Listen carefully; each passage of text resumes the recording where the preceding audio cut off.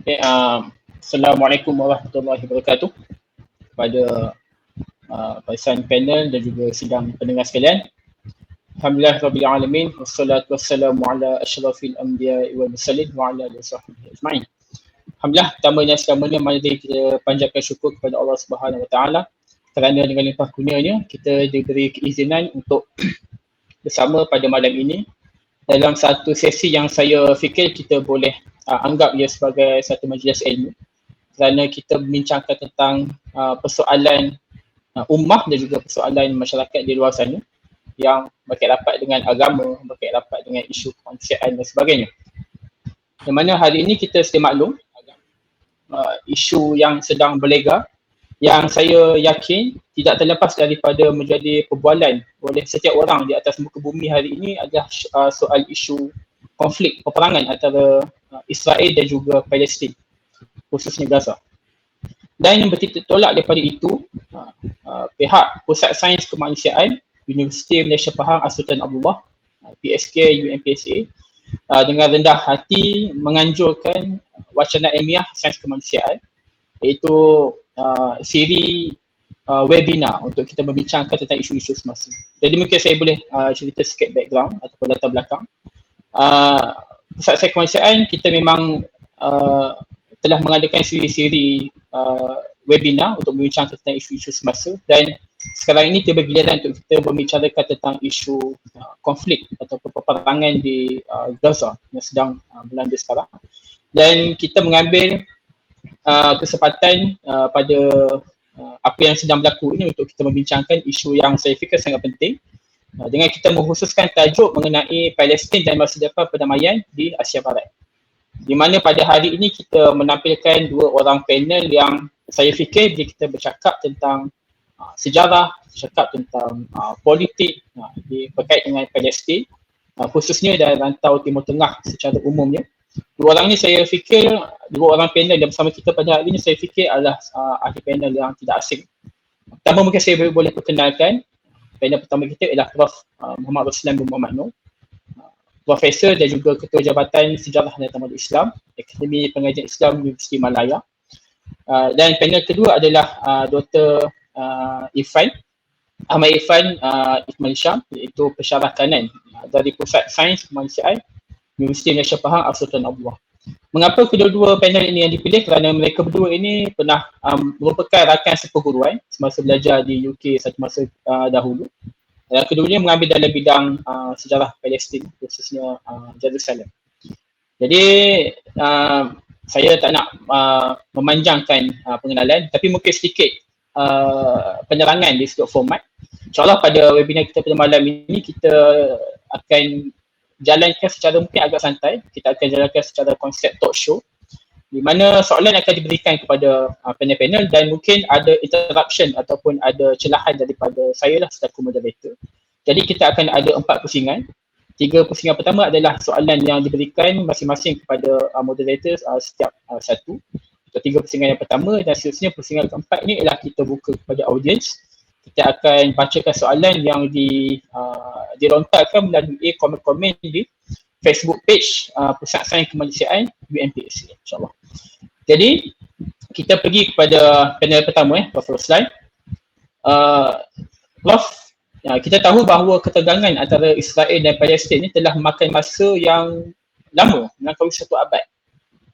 Jika kita mengambil deklarasi Balfour itu sebagai titik mula konflik itu, mungkin ini kita boleh katakan sebagai satu konflik politik moden antarabangsa yang paling panjang. Jadi sebenarnya Prof, apa sebenarnya faktor utama yang mencetuskan ketegangan di Palestin yang berlanda sampailah ke hari ini? Silakan. Okay, bismillahirrahmanirrahim. Assalamualaikum warahmatullahi wabarakatuh. Alhamdulillah wa bihi nasta'in. Pertamanya saya ucapkan banyak terima kasih kepada Universiti Malaysia Pahang As-Sultan Abdullah kerana menjemput saya pada malam ini, khususnya kepada sahabat saya, rakan panelis saya, iaitu Dr. Irfan dan juga saudara moderator sendiri Dr. Muhammad Khalis.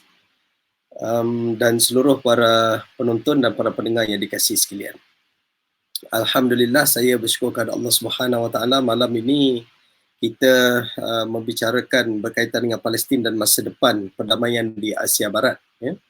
Dan soalan yang dilontarkan oleh moderator seperti tadi, ianya menjadi satu persoalan asas. Ya, apabila kita membincangkan berkaitan dengan konflik yang berlaku di antara Palestin dan juga Israel ini, ya.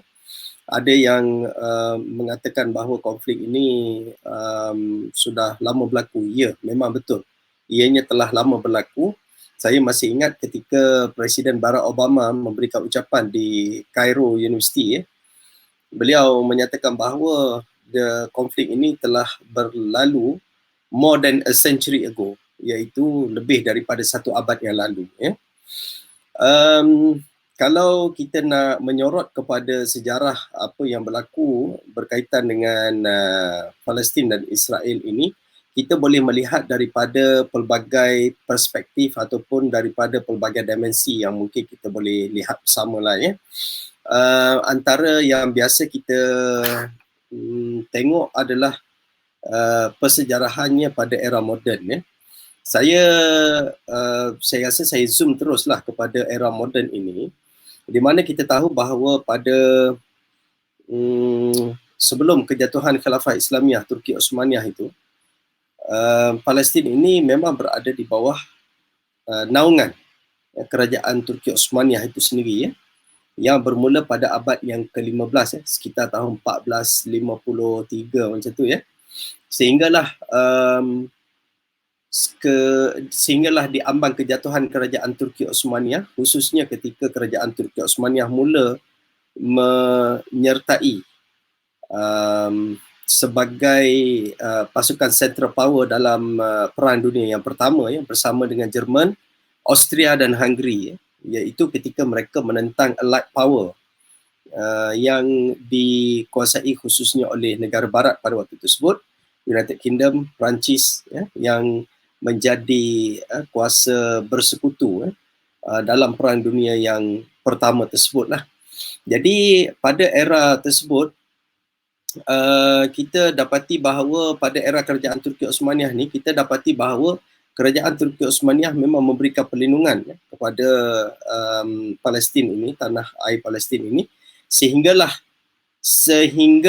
ya, ada gerakan yang dilakukan, ya, daripada gerakan Zionis, ya, untuk mendapatkan tanah Palestin ini. Mereka bertemu dengan Sultan Abdul Hamid II, ya, Sultan Abdul Hamid II di bawah pemerintahan kerajaan Turki Osmaniyah ini, untuk mereka mendapatkan persetujuan daripada Sultan Abdul Hamid II bagi orang-orang Yahudi mendapatkan tanah Palestin sebagai negara mereka, ya.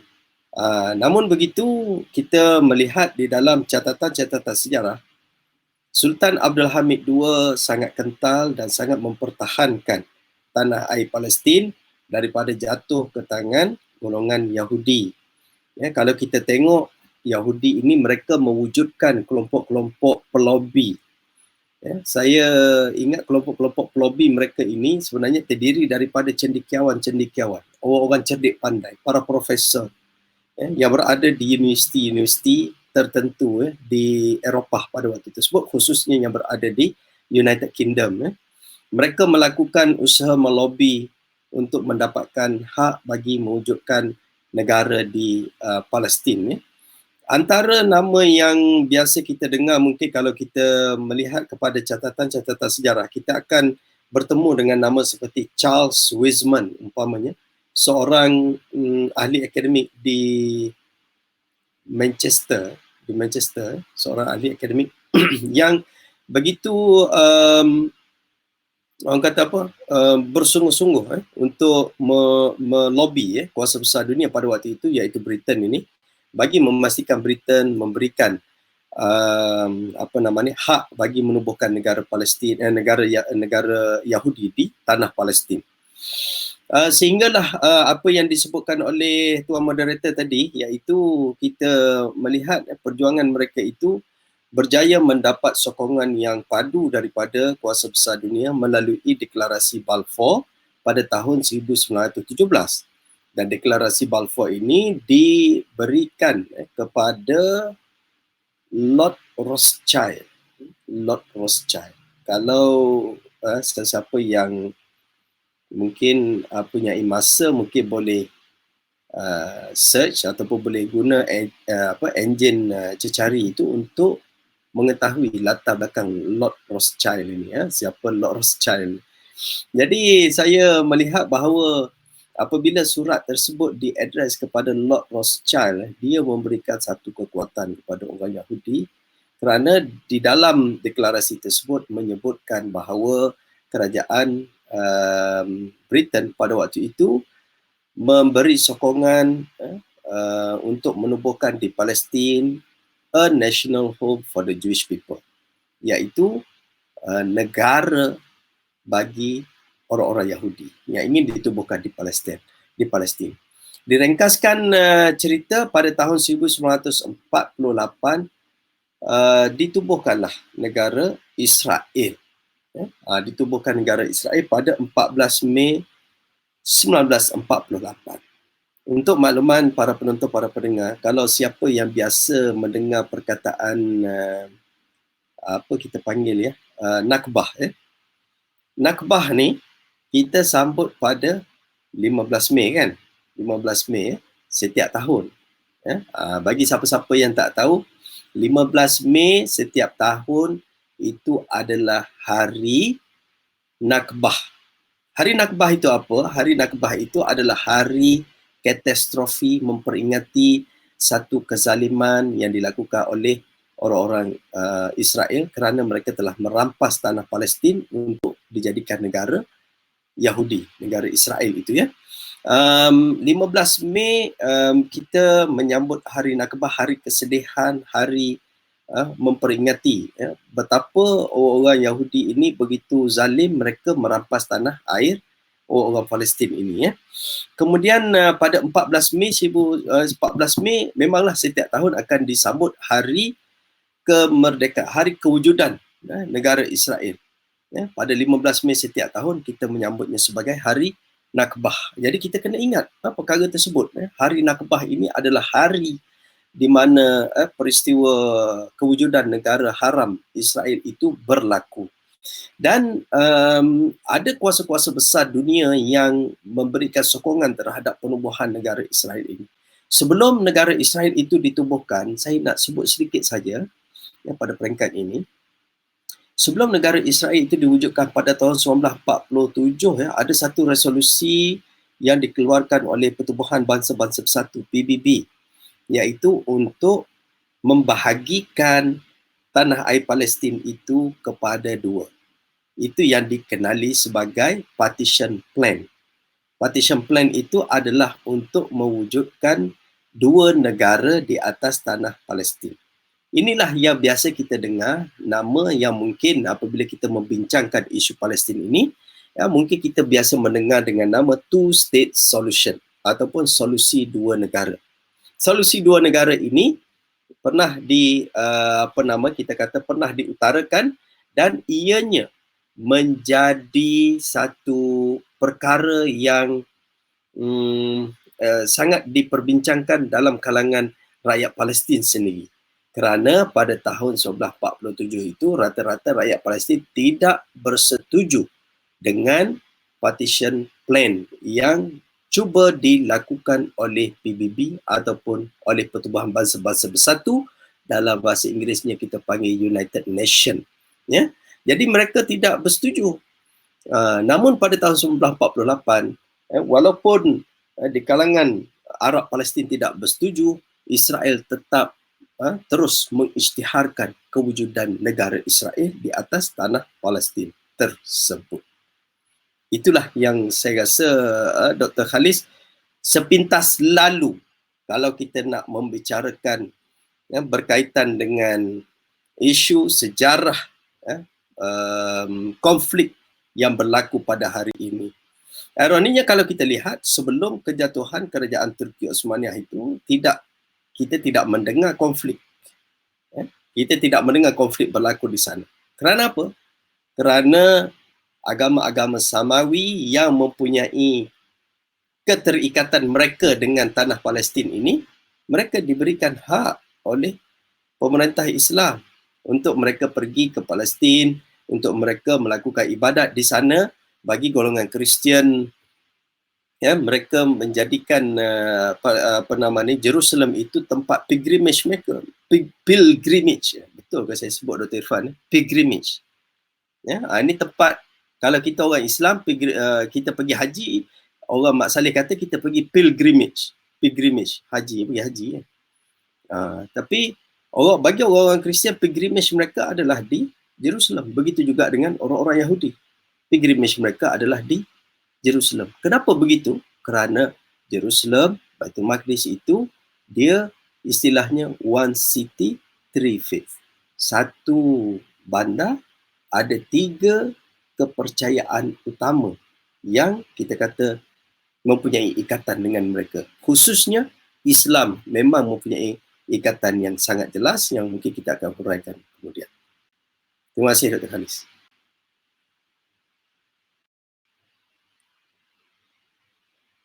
Mute Dr. Khalis. Unmute.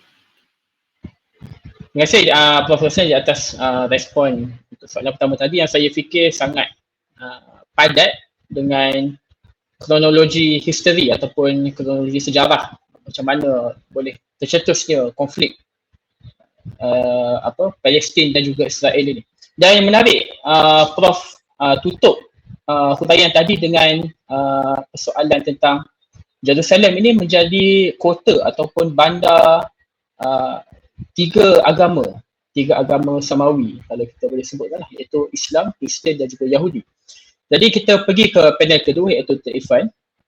Biasa bila orang bercakap tentang Palestin, tentang Baitul Maqdis, orang selalu akan melihat ia adalah isu berkait dengan ataupun rapat dengan umat Islam semata-mata. Jadi adakah benar dakwaan tersebut? Bagaimana pula dengan agama lain? Sehingga rantau ini kerap menjadi perebutan, kerap menjadi tarikan agama-agama yang pelbagai. Kalau kita lihat lembaran sejarah tamadun lah. Jadi mungkin Dr. Irfan boleh respon pada soalan tersebut. Baik, bismillahirrahmanirrahim. Assalamualaikum warahmatullahi wabarakatuh. Dr. Khalis, sahabat dan sifu guru saya Prof. Roslan, dan kepada seluruh sidang pendengar di alam maya dan juga kepada pelajar-pelajar UHC 1012, mudah-mudahan kita semua berada dalam kesejahteraan dan rahmat Allah. Baik, soalan yang diajukan kepada saya sebenarnya adalah merupakan kesinambungan lah terhadap apa yang telah pun dilontarkan oleh Prof. Roslan sebentar tadi, yang telah pun memanjangkan pandangan ramai sarjana mengenai sifat kota Jerusalem ataupun kota Baitul Maqdis ini sebagai kota suci untuk 3 agama. Dan khususnya apabila semasa zaman pemerintahan Islam, kita kena faham bahawa dalam sejarah Islam ni, Al-Aqsa dia adalah merupakan masjid yang begitu penting kerana dia sejak daripada awal Allah menurunkan Nabi Adam ke muka bumi ini, dalam riwayat disebut bahawa Nabi Adam dia telah pun membina Kaabah dekat Mekah di bawah sana. Kemudian 40 tahun lepas tu Nabi Adam membina Al-Masjidil Aqsa. Dan kedua-dua masjid ini adalah merupakan masjid yang menjadi tumpuan kepada orang yang beriman. Jadi dengan sebab itu, kalau kita melihat bagaimana realiti agama monoteistik, kalau saya menggunakan istilah teologi barat lah, agama monoteistik ini agama yang membabitkan agama Islam, agama Kristian dan agama Yahudi ataupun agama Judaism. Sebenarnya kita ni berkongsi sejarah dan warisan yang agak sama, cuma dia punya praktis agamanya dan juga behavior bertuhannya akhirnya berbeza. Kita tahu bahawa sejak daripada zaman Nabi Adam lagi, Nabi Adam ni keturunannya pun menjadi Nabi, sehinggalah ke zaman Nabi Ibrahim. So bila zaman Nabi Ibrahim ni, kita tahu bahawa isteri pertama Nabi Ibrahim tu yang berasal juga daripada Iraq, yang bernama Sarah. Daripada perkahwinan Nabi Ibrahim dengan Sarah ini melahirkan anaknya yang diberikan nama anak itu sebagai Ishak. Dan daripada Nabi Ishak itulah melahirkan akan bangsa Yahudi yang wujud sampai ke hari ini.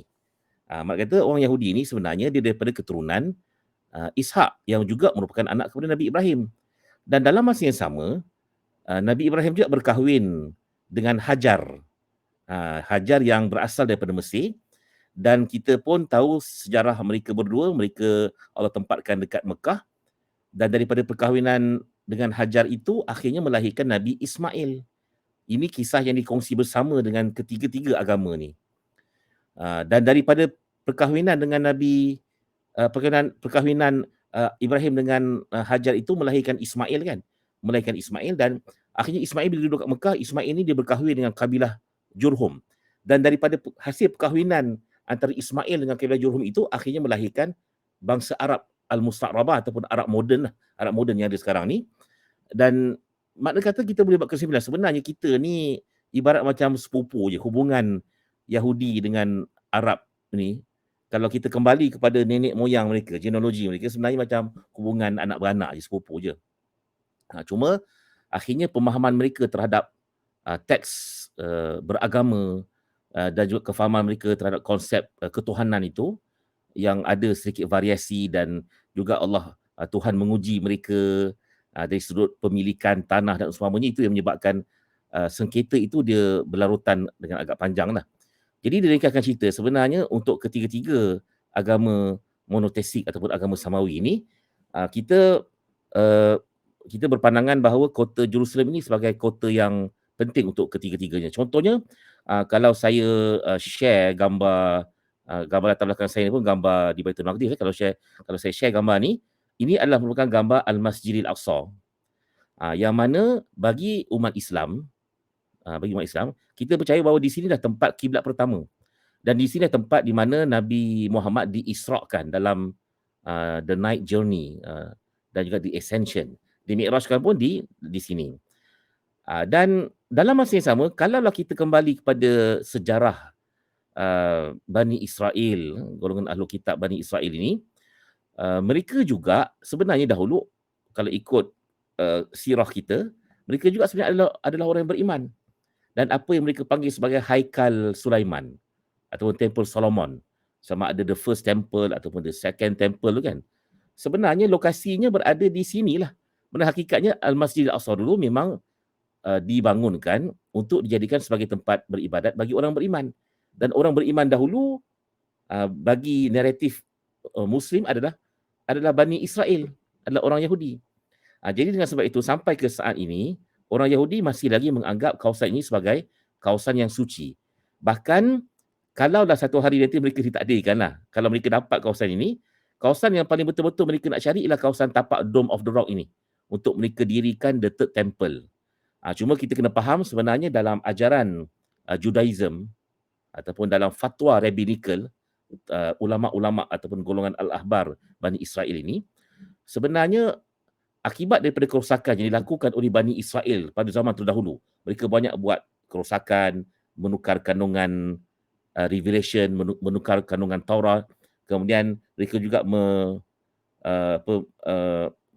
mencederakan ataupun membunuh nabi-nabi prophet yang Tuhan hantar kepada mereka, walaupun mereka ni bangsa terpilih. Mereka sekali dapat nabi ramai, lepas tu nabi tak pernah putus-putus. Lepas tu sekali dapat nabi itu pun bukannya seorang je, kadang-kadang 2-3 orang. Beruntung mereka ni, the chosen one, the chosen nation. Itu pun mereka banyak tak puas hati. Maka dengan sebab tak puas hati itulah Allah menghukum mereka dengan apa? Dengan apa yang mereka panggil sebagai temple itu ataupun makbad ataupun sebenarnya Masjid Aqsa itu dirobohkan sebanyak 2 kali dan akhirnya dibangunkan ni. Yang bangunkan masjid ini sebenarnya adalah semasa pemerintahan Sayyidina Umar. Jadi pasal tu kalau ikut ajaran rabbinical, sebenarnya orang Yahudi ni depa ni tak boleh masuk dekat kawasan yang mereka dakwa sebagai the Solomon Temple ni. Paling dekat pun mereka boleh masuk ialah dekat sini. Kalau nampak kerza saya bergerak ni, ini kawasan yang dipanggil sebagai Al-Mabka ataupun Wailing Wall. Diterjemahkan dalam bahasa Melayu sebagai dinding ratapan. Itu tempat yang paling dekat mereka boleh masuk, di mana mereka menyesali perbuatan nenek moyang mereka dahulu yang membuat kerosakan dan membuat keangkuhan, yang menatijahkan Tuhan menjatuhkan hukuman kepada mereka. Akhirnya mereka ni duduk dalam diaspora, duduk dalam buangan. Pasal tu apa yang disebut oleh Prof. Roslan tadi kan, yang menyatakan bahawa orang Yahudi ini akhirnya mereka menubuhkan pertubuhan Zionis. Hasrat pertubuhan Zionis ini sebenarnya ialah untuk mengumpulkan balik orang-orang Yahudi yang duduk scattered di seluruh pelosok dunia ni, dan mereka ni mereka nak tempatkan, pertubuhan Zionis nak tempatkan dekat satu negara yang dipanggil sebagai negara bangsa. Walaupun dalam dokumen sejarah pada permulaannya mereka bercadang untuk menubuhkan negara bangsa mereka dekat satu kawasan dekat Buffalo, kat New York. Ada juga cubaan mereka melobi British untuk dapatkan sebidang tanah dekat Uganda ataupun dekat Kenya sekarang ni. Ada juga report sejarah yang menyatakan mereka cuba untuk menguasai satu wilayah dekat Argentina. Tapi akhirnya mereka tidak bersetuju, dan Zionis yang agak ironinya, walaupun mereka itu pertubuhan yang ditubuhkan oleh golongan sekular, golongan yang tidak percaya kepada agama, memisahkan agama dengan pemerintahan, akhirnya mereka kembali menunggang agama Judaism itu dengan memilih secara selektif petikan-petikan daripada Old Testament yang menyatakan bahawa Jerusalem ataupun Baitul Maqdis ini sebagai anugerah Tuhan kepada mereka. Jadi itu bagi orang Yahudi. Sementara untuk orang-orang yang beragama Kristian pula, orang beragama Kristian, mereka juga menjadikan sebagai Jerusalem ini sebagai tanah suci mereka. Kerana apa? Kerana kita tahu riwayat hidup Jesus Christ ataupun Isa Al-Masih. Bagi orang Islam, Nabi Isa Al-Masih diterjemahkan sebagai Jesus Christ. Isa Al-Masih ni dia hidupnya sekitar kawasan Al-Masjidil Aqsa ni. Dia dilahirkan dekat Bait Laham. Saya pun dah pernah pergi dekat tempat dia dilahirkan. Yang mana tempat itu sekarang dijaga oleh Palestinian Authority. Orang Kristian ramai duduk situ dan mereka tak ada masalah duduk dengan orang Arab pun, tidak ada masalah. Dan dia juga dibesarkan dekat Nasirah, dekat Nazareth. Pasal tu Jesus Christ ni turut dikenali sebagai Lord of Nazareth atau Jesus of Nazareth. Dan itulah asal usul perkataan Nasrani. Nasrani. Dan mereka juga seperti mana yang Prof. Roslan sebut, mereka kalau orang Islam kita buat haji di Mekah. Kalau orang Kristian, mereka akan mendirikan ibadat haji mereka tu di Jerusalem, di Baitul Maqdis. Mereka akan pergi dekat satu kawasan gereja. Kalau nampak dekat gambar saya share ni, kalau nampak skrin cursor mouse saya bergerak tu, ada kubah hijau tu kan, kat area situ, dia ada satu gereja, dipanggil gereja tu Holy Sepulchre. Holy Sepulchre ni orang Kristian percayai di situlah tempat Jesus Christ, kalau ikut naratif cerita mereka, setelah mana disalib, crucified, dibaringkan jenazahnya selama 3 hari sebelum diangkat ke langit. Jadi kalau siapa yang pernah pergi ke situ, kita dapat melihat bagaimana orang Kristian ni, termasuk juga daripada Malaysia, sahabat-sahabat kita berbangsa Cina, berbangsa India yang beragama Kristian kan, mereka pun ramai sebenarnya buat haji pilgrimage mereka dekat situ. Mereka akan angkut salib besar, kena berjalan dekat lorong sempit itu bagi mengingati akan penderitaan Nabi Isa Al-Masih kan. Tetapi pun demikian kena diperingatkan juga bahawa orang Yahudi ni, terutama yang Yahudi pelampau, dipanggil sebagai golongan Haredim, ultra ortodoks Yahudi. Yang anda boleh tengok dia ni hidup secara tradisional. Bukannya semua, tapi sebahagian besar daripada mereka yang duduk dekat bersebelahan dengan kawasan Masjidil Aqsa ini, apa yang mereka buat ialah kalau mereka nampak orang Kristian sedang mengusung salib besar itu ataupun keluar daripada gereja-gereja mereka, mereka akan meludah perbarisan orang-orang Kristian tersebut. Jadi sebenarnya yang menjadi mangsa ketegangan keangkuhan orang-orang Yahudi moden sekarang ni, sebenarnya bukan Arab Muslim saja, tapi turut membabitkan penganut daripada agama Kristian. Jadi dengan sebab itu, itulah dia sebenarnya keunikan akan bandar Baitul Maqdis ini, yang mana dia memang bandar yang bersifat inklusif. Semasa Saidina Umar membuka kota Baitul Maqdis ini, itu first time umat Islam berjaya membuka kota Baitul Maqdis ini. Nanti mungkin Prof. Roslan akan mungkin sentuh sikit kot. Bagaimana sebenarnya bumi Baitul Maqdis ini telah pun dijadikan sebagai bumi yang bersifat tanah halal dan dia tanah yang bersifat inklusif. Dia berbeza dengan Mekah Madinah. Mekah Madinah ni dia tanah haram, hanya boleh dimasuki oleh orang yang beriman saja. Tapi Jerusalem ini dia tanah halal, yakni semua agama dibenarkan masuk dan mereka bebas untuk mengamalkan kepercayaan mereka. Dan di bawah pemerintahan Islam, kita dapat menyaksikan betapa suasana hubungan baik di antara penganut ketiga-tiga agama ni berjaya berjalan dengan baik. Sehinggalah berlakunya satu masa yang mana ini pun salah juga pemerintah Islam satu masa dahulu, semasa pemerintahan Fatimiyah, ada seorang khalifah bernama Al-Hakim bi Amrillah, dikenali dalam sejarah sebagai The Mad Caliph. Dialah yang telah pun memulakan dasar-dasar diskriminasi yang menyebabkan penganut agama Kristian rasa sedih, kemudian rasa dihina, rasa didiskriminasi. Orang-orang Yahudi pun mengalami nasib yang sama. Pada waktu itu menyebabkan orang-orang penganut agama Kristian daripada Eropah, terutamanya orang-orang Kristian yang mereka ni bekas banduan yang banyak melakukan dosa dan mereka nak bertaubat, mereka nak bertaubat, lalu ditawarkan cara mudah untuk bertaubat tu ialah join the army, join the Crusaders, dan kita akan melancarkan Holy War terhadap Baitul Maqdis. Jadi tengok kalau kita gagal untuk melaksanakan keadilan Islam dalam pemerintahan kita, itu yang menyebabkan akhirnya berlaku kekacauan dalam sesebuah negara tu. Sebaliknya kalau Islam tu ditadbir dengan baik dan dilaksanakan secara komprehensif, maka bukan setakat umat Islam saja yang mendapat dia punya rahmatnya, sebaliknya orang-orang bukan Islam seperti mana pernah ditunjukkan semasa zaman Sayyidina Umar, semasa pemerintahan kerajaan Umayyah, dan juga semasa zaman Salahuddin Al-Ayyubi, yang menjadi warga negara Palestin itu adalah masyarakat pelbagai bangsa dan pelbagai agama. Jadi dengan sebab itulah kita perhatikan semasa zaman Islam dia aman dan damai. Tetapi tidak dapat dinafikan bahawa kalau kita tengok secara kebetulan, oleh kerana lokasi Palestin ini dia terletak betul-betul di tengah kawasan yang menghubungkan benua Afrika, kemudian benua belah Asia sana, benua Eropah, negara Arab kan. Dia memang letaknya kat tengah-tengah. Jadi pasal tu kita perhatikan daripada zaman sejarah lampau bagaimana kuasa-kuasa besar dunia dahulu, baik daripada Rom Barat sehingga tertubuhnya Rom Timur yang akhirnya dipanggil sebagai kerajaan Byzantine, begitu juga dengan kerajaan Babylon, kerajaan Parsi kan. Mereka ni saling berperang, silih berganti untuk menguasai kawasan tersebut. Kerana ada yang berpandangan barang sesiapa yang menguasai Baitul Maqdis, maka dia akan menguasai dunia. Jadi Dr. Khalis, itu kot yang terbaik pandangan yang boleh saya kongsikan. Mungkin kita boleh juga ajak ni anak-anak murid kita, pelajar-pelajar mahasiswa UMP, kita boleh bagi komen. Kalau nak bagi pandangan ke, nak bagi soalan ke, boleh type dekat ruangan komen tu. Kita akan bincang bersama. Dan kalau boleh kita komen yang komen baik-baik saja.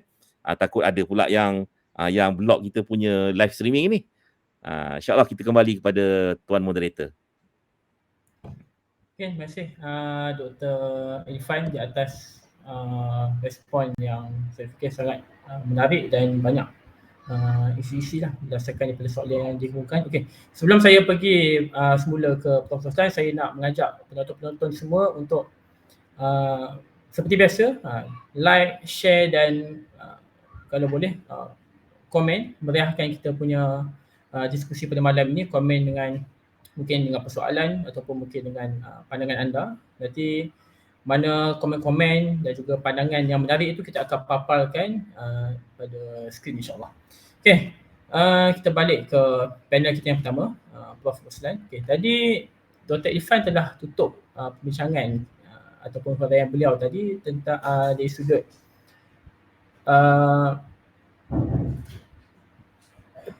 Jerusalem ataupun Baitul Maqdis ini pernah aman, pernah ada masanya aman.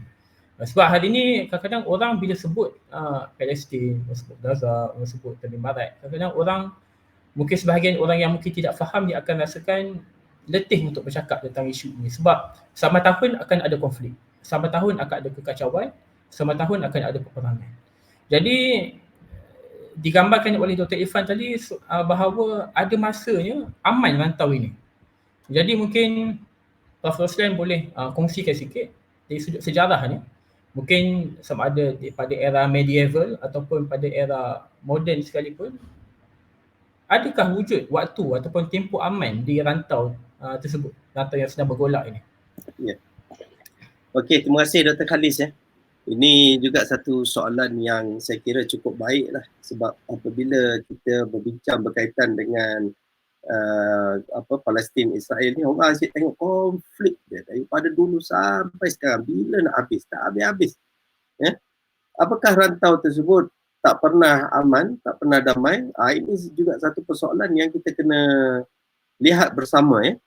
Jadi saudara Khalis dan para pendengar, anak-anak mahasiswa yang ada, saya sebenarnya pernah melihatlah apabila kita melakukan kajian di dalam isu yang berkaitan dengan Palestin ini, the significance of Islamic Jerusalem in Islam, kepentingan Islamic Jerusalem, Baitul Maqdis, Palestin kepada Islam itu, kita akan dapati beberapa catatan-catatan tertentu yang menunjukkan bahawa sebenarnya pernah ada zaman aman ketika mana dalam sejarah Palestin itu, ketika mana ada kuasa-kuasa tertentu yang memerintah mentadbir.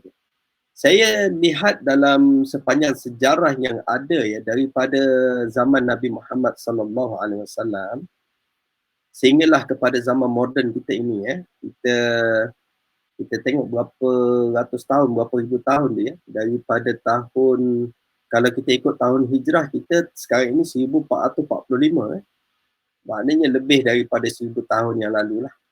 Kalau kita nak ikut tahun Masihi, maknanya daripada tahun 600, kita ambil tahun ni lah, tahun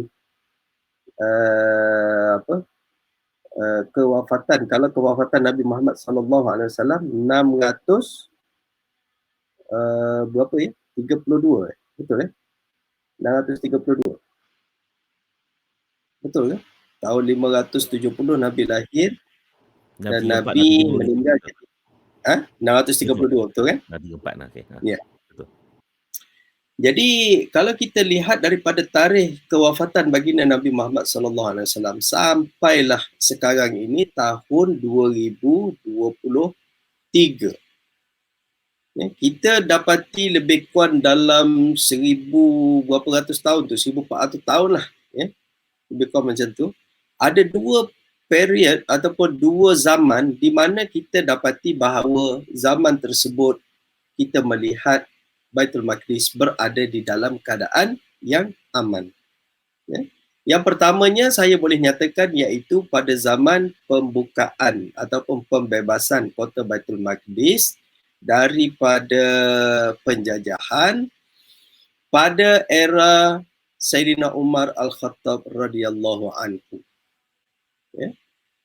Pada zaman Sayyidina Umar Al-Khattab radhiyallahu anhu, apabila Sayyidina Umar membebaskan kota Baitul Maqdis ini, menerima anak kunci Baitul Maqdis itu daripada Patriark Sophronius, iaitu patriark yang menjaga Jerusalem pada waktu tersebut, patriark Kristian yang menjaga Jerusalem pada waktu tersebut, menyerahkan anak kunci kepada Sayyidina Umar Al-Khattab. Maka Sayyidina Umar Al-Khattab, apa yang Sayyidina Umar buat? Sayyidina Umar telah memberikan satu jaminan keselamatan kepada penduduk-penduduk Ilya. Inilah yang dikenali dengan nama Al-Uhda Al-Umariyah atau Perjanjian Umar, ataupun sebahagian menyatakan Al-Syurut Al-Umariyah, syarat-syarat Sayyidina Umar Al-Khattab. Dalam kitab-kitab sejarah, kalau ada di kalangan mahasiswa yang suka untuk mengkaji sejarah, boleh buka lah kitab tafsir, kitab Tarikh At-Tabari ataupun Al-Balazuri, Al-Yaqubi. Semua ada cerita berkaitan dengan Baitul Maqdis ini.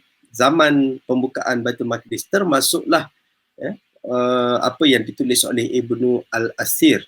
Ibnu Al-Asir juga menulis berkaitan dengan sejarah pembukaan kota Baitul Maqdis ini. Pada zaman Sayyidina Umar berikan jaminan keselamatan kepada penduduk Ilya, yakni penduduk Baitul Maqdis, bahawa mereka boleh hidup dengan aman dan damai. Dan dalam teks yang ditulis ataupun yang ada di dalam Tarikh At-Tabari itu, dinyatakan bahawa Sayyidina Umar memberi jaminan kalau sekiranya terdapat di kalangan orang-orang yang tidak sanggup untuk duduk di bawah pemerintahan Islam, maka apa yang akan dibuat adalah mereka itu boleh memilih untuk pergi ke mana-mana sahaja dan mereka akan di-escort mereka akan escort ni apa ya, diiring. Mereka akan diiring sampailah ke satu kawasan yang mereka rasa selamat. Ya, ini jaminan yang diberikan oleh Sayyidina Umar Al-Khattab. Dan ketika itu kehidupan masyarakat di Baitul Maqdis, kita lihat di dalam catatan sejarah, berada dalam keadaan yang aman dan damai. Itu yang pertama. Yang kedua adalah pada era Salahuddin Al-Ayyubi. Ini memang kita tak boleh nak nafikan pada era Salahuddin Al-Ayyubi, kerana Salahuddin juga menggunakan kaedah yang sama seperti mana kaedah yang digunakan pakai oleh Sayyidina Umar Al-Khattab radhiyallahu anhu, iaitu memberikan jaminan kepada di kalangan orang-orang bukan Islam untuk terus berada di Baitul Maqdis. Dan itu berjalan dalam tempoh yang panjang. Dalam tempoh yang panjang. Keamanan Baitul Maqdis ketika di bawah pemerintahan Islam berada dalam tempoh yang panjang.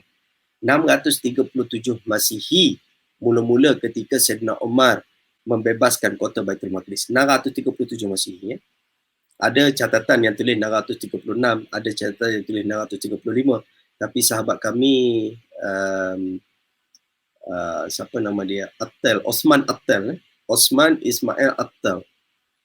Beliau ini seorang yang handicap, seorang yang disable, ataupun kita panggil dalam istilah kita orang kurang upaya lah, OKU.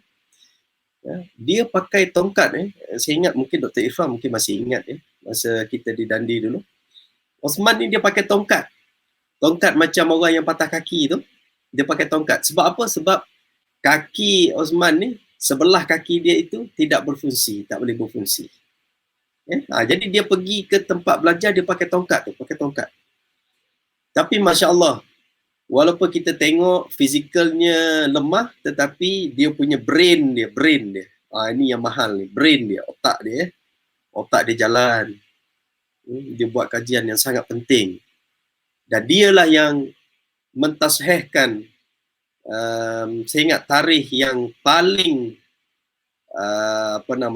kita kata paling hampir kepada sahih. Gitulah lebih kurang istilahnya. Itulah yang dikatakan adalah pada Jumadal Akhir tahun 637 Masihi. Dan itulah tarikh yang kami pegang. Kerana berdasarkan kepada kajian ilmiah.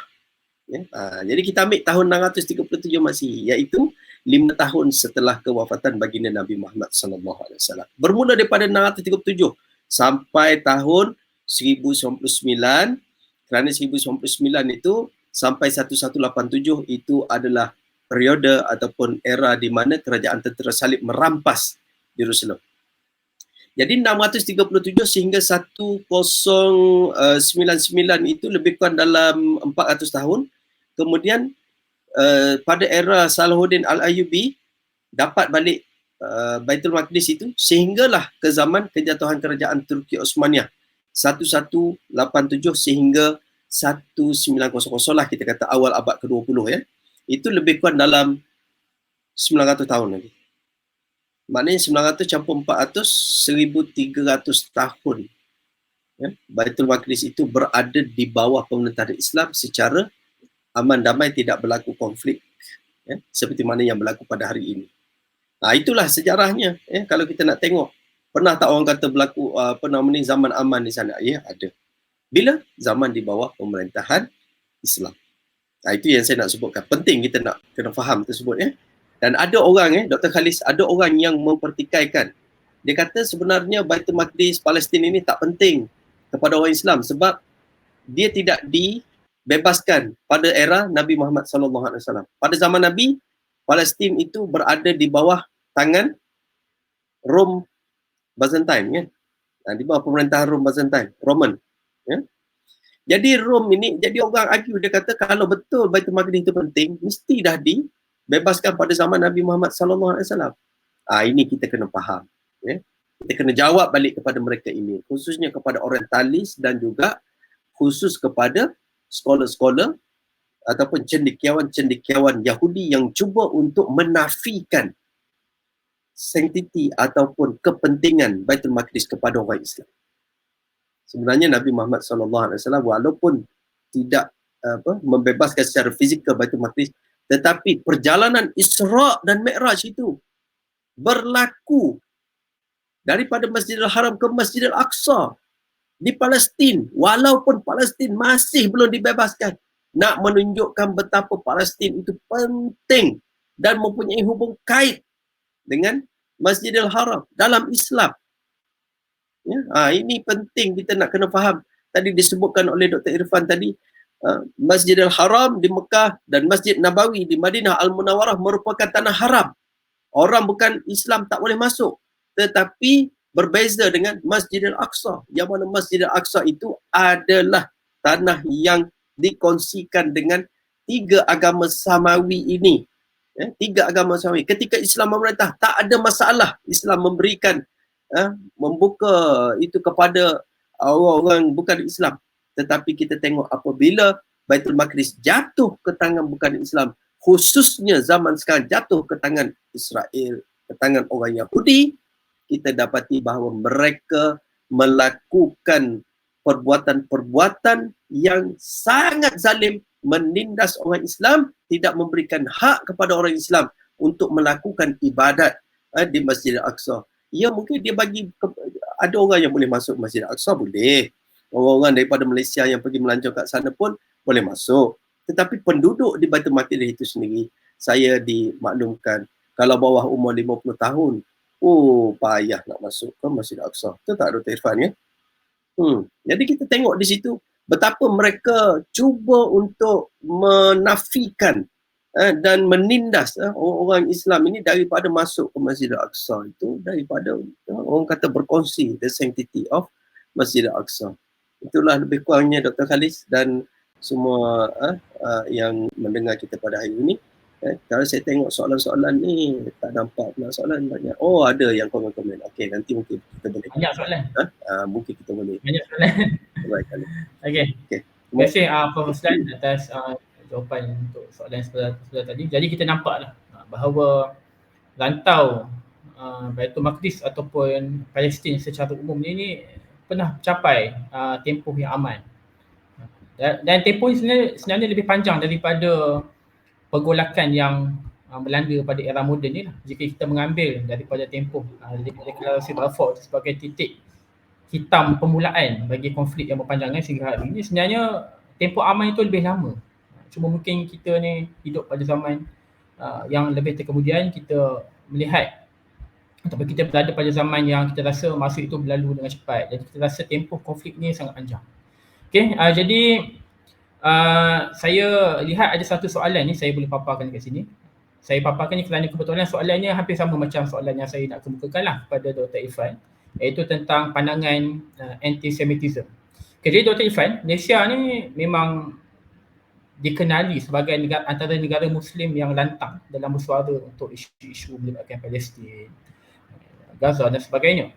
Dan pemimpin kita ni setakat ini kita nampak agak berani untuk mengkritik pemimpin ataupun tindakan-tindakan yang dilakukan oleh rejim Zionis dan sekutu-sekutunya, sehingga Malaysia ini beberapa kali jugalah pernah dituduh sebagai anti-Semitik.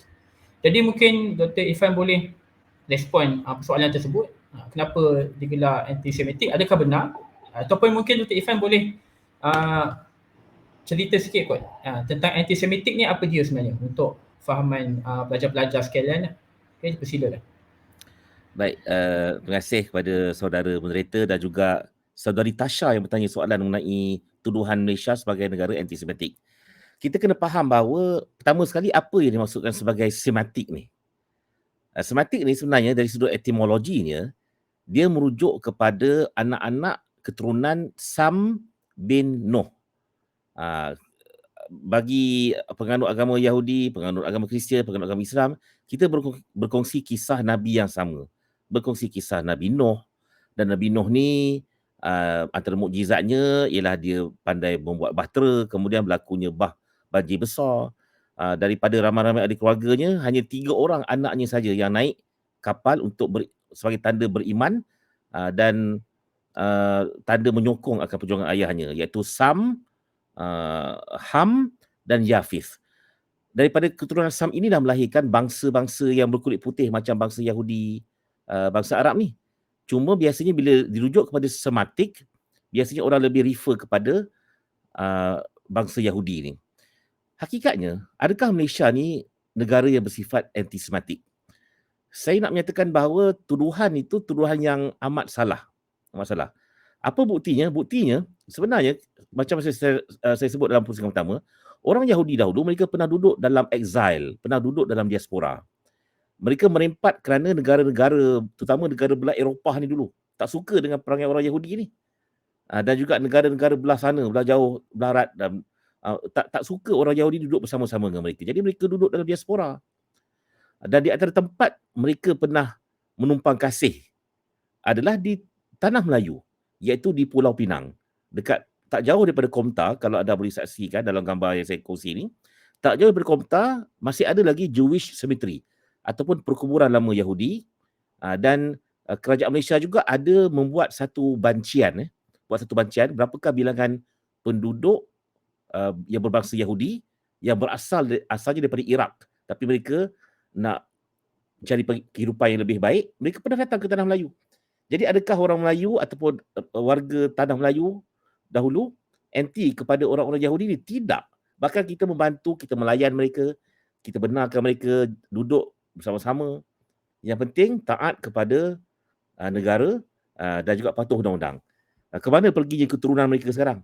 Keturunan mereka sekarang inilah akhirnya dah balik ke negara rejim Zionis tu. Masa berlakunya semasa British Mandate, apabila lahirnya pertubuhan-pertubuhan teroris Zionis ni, sama ada pertubuhan Haganah ataupun pertubuhan Irgun, mereka ni lah yang bawa orang-orang Yahudi yang duduk kat Tanah Melayu, kat Penang ni, jom naik kapal kami, kita pergi ke Palestin, kami akan bagi tanah, kami akan sponsor rumah, syaratnya engkau kena angkat senjata ke atas orang-orang Arab Palestin. Itu sejarahnya. Orang Malaysia tidak pernah bersifat anti-Semitik. Bahkan dalam agama Islam pun kita kena faham, dalam agama Islam sebenarnya Nabi Muhammad sendiri, salah seorang daripada isteri baginda adalah berbangsa Yahudi, Sofiyah binti Huyai, yang Nabi berkahwin selepas peperangan Khaybar. Tidak ada masalah. Dan Nabi dulu, semasa Nabi duduk di Madinah, pada permulaan Nabi duduk kat Madinah, Nabi ada buat satu perlembagaan, Piagam Madinah kan. Orang-orang Yahudi pun boleh duduk baik dengan Nabi. Bahkan Nabi ni diberikan hadiah ladang kurma yang sekarang ni kalau kita pergi Madinah, kita suka beli kurma Nabi, dipanggil sebagai ajwah. Ada satu kawasan mazra'ah, kawasan ladang kurma ajwah ni dikenali sebagai ajwah, ladang kurma ajwah Aliyah. Aliyah ni tempat premium. Yang dahulu owner ataupun pengusaha kepada ladang tersebut adalah seorang yang berbangsa Yahudi. Tapi dia baik dengan Nabi SAW.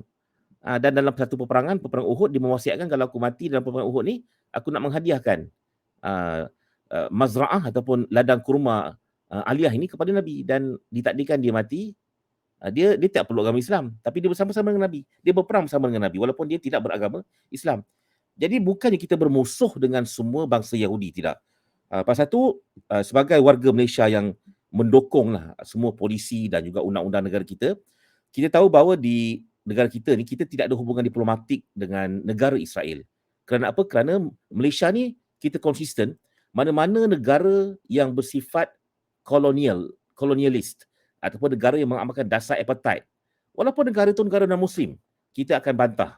Contohnya dulu, Malaysia ni kita pernah tak bersetuju dengan Afrika Selatan, di saat Afrika Selatan melaksanakan dasar apartheid. Bagaimana orang kulit putih di sana telah pun menzalimi dan juga menafikan hak orang-orang tempatan yang berkulit hitam ni, sehingga ditahan Nelson Mandela. Orang Malaysia tak ada masalah walaupun kita negara Islam, kita sokong je. Kerana kita anti-apartheid. Jadi pasal tu istilah sama ada kita anti-Semitik ni sebenarnya satu istilah yang tidak betul. Adakah kita di anti-Israel? Israel ni sebenarnya, walaupun sekarang ni dah jadi satu nama negara yang ditubuhkan oleh rejim Zionis ni, tapi Israel ni sebenarnya dia adalah bukan nama gelaran kepada Nabi Yaqub atau Nabi Jacob. Itu nama gelaran. Dan dia membawa maksud dalam bahasa Ibrani kekasih Allah. Isra ni maksudnya kekasih, Il tu Tuhan Allah, ilah. Okey. Dan dalam Al-Quran bila Allah sebut Bani Israel, dia biasanya merujuk kepada orang berbangsa Yahudi yang bersyukur dengan nikmat, kemudian belum lagi mengkufuri akan nikmat, belum lagi memusuhi Nabi mereka, kecuali adalah beberapa ayat yang terkecuali. Sementara Yahudi, kita bukan anti bangsa Yahudi. Yahudi ni sebenarnya adalah merupakan, dari segi etimologinya, dia adalah merupakan anak kepada Nabi Yaqub. Anak nama Yahuza. Bani Israel ni dia ada 12 tribe, 12 asbat. Salah satunya tu Yahuza ni. Jadi Yahuza ni kita bukan bermusuh dengan dia, kita bermusuh sebenarnya dengan siapa? Malaysia ni sebenarnya kita ni bukan anti-Semitic tapi kita anti-Zionis. Yang tadi Prof. Roslan menyatakan bagaimana tertubuhnya Zionis pada tahun 1897 dekat Switzerland kan. Kerana semangat mereka ni untuk menubuhkan sebuah negara bangsa bagi orang-orang Yahudi yang duduk dalam exile, duduk dalam diaspora ni. Jadi nama pertubuhan mereka tu pertubuhan Zionis yang ditubuhkan tahun 1897. Dan kalau kita tengok bagaimana, saya nak share sikit gambar macam mana tertubuhnya pertubuhan Zionis ni. Tak jumpa dah pula. Okay, tak apalah, saya share kemudian lah. Bagaimana sebenarnya pertubuhan Zionis? Dia adalah merupakan pertubuhan yang bukannya pertubuhan agama pun. Dia bukan pertubuhan yang kuat agama. Tapi orang-orang yang menubuhkan Zionis ni adalah terdiri daripada golongan sekular. Golongan sekular. Ini gambar pada tahun 1948 di saat tertubuhnya negara Israel. Anda boleh perhatikan bahawa tidak ada seorang pun pengasas kerajaan rejim Zionis ataupun negara haram Israel ni yang memakai kippah. Sedangkan kita tahu dalam agama Judaism ni, untuk orang lelaki, di saat mereka ni nak appreciate something, nak bersyukur kan, mereka ni sebenarnya kena tutup kepala mereka dengan alas, dengan pakai cap pun tak apa. Tapi tengok semasa perubahan negara Israel, tidak ada seorang pun yang memakai kippah. Maksud kata mereka ni penunggang agama saja. Mereka golongan sekular. Itulah dia yang diwariskan kepada pemimpin Israel sekarang ni, di bawah pemerintahan Benjamin Netanyahu, daripada parti pelampau berhaluan kanan. Inilah parti-parti yang sebenarnya mewarisi akan agenda kumpulan teroris yang pernah diamalkan, dilaksanakan dasar-dasarnya di semasa zaman British Mandate untuk menghalau keluar orang-orang Palestin daripada rumah dan kediaman mereka. Jadi Dr. Khalis, soalan Dr. Khalis mengenai anti-Semitic tu sebenarnya mungkin dah terjawab lah tu. Jadi sebenarnya kita tidak ada masalah dengan orang Yahudi. Tak ada masalah orang Yahudi. Kita bermasalah dengan Zionis saja. Baik, Dr. Khalis. Baik, terima kasih Dr. Irfan atas respon soalan tadi. Jadi menarik point Dr. Irfan ada sentuh tadi tentang status negara Israel. Jadi secara tegasnya kita boleh bersetuju bahawa Israel ni kita memang tidak iktiraf sebagai sebuah negara. Sebab tu Malaysia sehingga hari ini kita masih lagi tidak membenarkan untuk pasport Malaysia itu lepas masuk ke negara Israel, sebab kita tidak iktiraf dia sebagai sebuah negara. Dan ini sekaligus pada saya boleh menjawab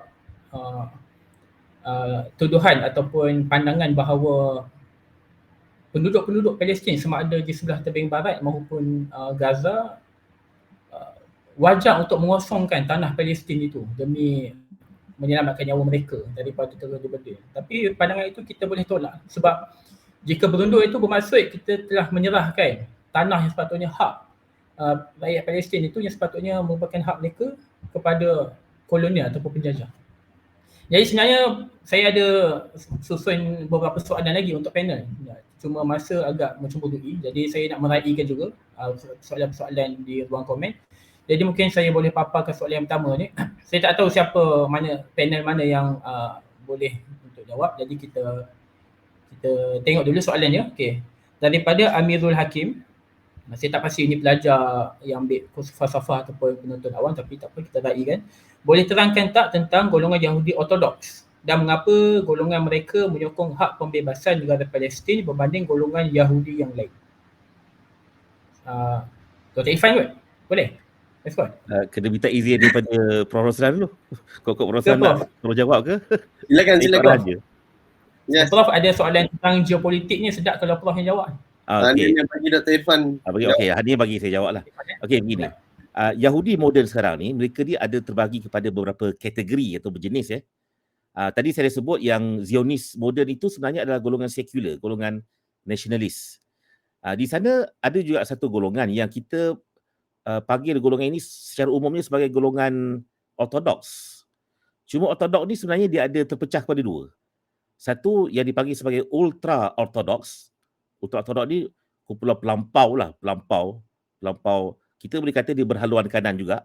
tapi bukan berteraskan kepada bangsa, dia lebih berteraskan kepada teks-teks, kefahaman tekstual kepada teks-teks Old Testament, Torah dan sebagainya. Dan di sana ada juga yang dipanggil sebagai golongan Haredim yang moderate. Dia religious. Kita panggil sebagai golongan religious. Sebenarnya kalau orang-orang Yahudi ni mereka memahami akan kandungan kitab Taurat ni macam Quran untuk umat Nabi Muhammad, Taurat untuk Nabi Musa dan kepada Bani Israel lah. Dan di sana ada satu kitab lagi dipanggil kitab Talmud. Talmud ni kitab macam kitab tafsir yang ditulis oleh golongan ahbar, golongan ulama Bani Israel. Sebenarnya kalau kita tengok terdapat lebih daripada 35 ayat ataupun verses dalam Torah dan juga dalam Talmud yang menyatakan bahawa sebenarnya orang Yahudi ini tak akan dihukum dan mereka ni wajib duduk dalam exile. Kena buat baik dulu sehinggalah tibanya Mesiah. Tadi ada satu komen tadi saya tengok, ada pengunjung kita yang bertanya mengenai Mesiah. Mesiah ni macam Imam Mahdi untuk kita lah, tapi versi Yahudi. Selagi mana Imam ataupun Mesiah tu tak kunjung tiba, dan Mesiah tu tidak membina the third temple. The third temple itu sebenarnya orang Yahudi wajib duduk dalam exile, tak boleh duduk beramai-ramai. Dan itulah kalau anda dapat pergi ke Al-Aqsa kan, anda akan dapat melihat fatwa tu, dia panggil sebagai fatwa, rabbinical view. Dia panggil rabbinical view. Rabbinical view ditampal dekat semua entrance untuk masuk ke dalam Al-Aqsa. Cuma biasalah polis Zionis ni, walaupun tugas asal mereka ialah untuk menghalang orang pelampau Yahudi daripada masuk ke dalam. Tapi kadang-kadang mereka saja je bagi lepas orang pelampau-pelampau Yahudi ni. Jadi itu pelampau Yahudi yang duduk dekat dalam Jerusalem, dan mereka ni sengaja golongan sekular yang jadi pemerintah ni bela mereka. Pasal apa? Untuk mengyahudikan dan menzioniskan persekitaran Baitul Maqdis itu, supaya identiti Arab tu terhakis. Biar nampak orang-orang yang pakai kot hitam, pakai topi tu kan lebih ramai. Dan mereka ni golongan yang sebenarnya dibenci oleh pembayar-pembayar cukai golongan sekular Israel ni. Mereka dibenci pasal apa? Mereka ni tak ada kerja, tapi mereka dapat gaji yang tinggi daripada kerajaan untuk apa? Yang penting kau duduk dekat dinding ratapan tu, kau mengaji kitab Torah, kau beranak, kau beranak ramai. Dia setiap kali dapat anak, dia pun akan dapat allowance lagi tinggi. Pasal golongan sekular mereka tak ramai anak. Pasal tu statistik orang Yahudi ni sekarang moden ni, jumlah mereka di seluruh dunia hanya 0.2% saja berbanding dengan populasi Muslim di seluruh dunia yang mewakili 25%. Bayangkan kita umat Islam ni di dunia 25% berbanding dengan Yahudi 0.2% saja. Kalau dari sudut statistik numbernya, menang umat Islam ni. Tapi itulah masing-masing yang 25% ni duk kata, Ana ni seorang lah, saya ni seorang tak boleh buat apa-apa. Jadi itu isu yang kita kena faham. Terjawab kot persoalan ortodok tu. Dan kenapa ortodok dekat New York, dekat UK, saya dulu belajar kat UK, kita berkawan dengan mereka ni. Mereka memang oleh kerana ajaran rabbinical mereka melarang masuk, pasal tu mereka support Palestin. Dan mereka ni anti-Zionis. Dan Zionis ni bukan orang bangsa Yahudi saja. Orang Melayu pun dah ada jadi penyokong Zionis. Mungkin nanti kita dengar komen Prof. Roslan pula. Kalau ada soalan lain ke, serah kembali kepada moderator. Okay. Kita pergi ke next soalan dari Hakim Ganu. Soalannya, US dengan Israel ada hubungan rapat untuk bekerjasama bagi menghapuskan atau membersihkan orang-orang yang duduk di Palestin dan bagi membina Haikal Sulaiman untuk menyambut kedatangan mata satu kepada Dajjal. Jadi apa komen Prof tentang hubungan US dan Israel ni yang pada saya open secret lah, kita boleh tahu. Okay. Hubungan itu memang sangat-sangat rapat dan sangat-sangat kita kata sukar untuk dipisahkan di antara satu sama lain, seperti apa yang digambarkan dalam peribahasa Melayu seperti kuku dan dipanggil isi dan kuku, aur dan tebing. Gitulah ya. Aur dan tebing itu saling mengukuhkan. Ini memang rapat semua.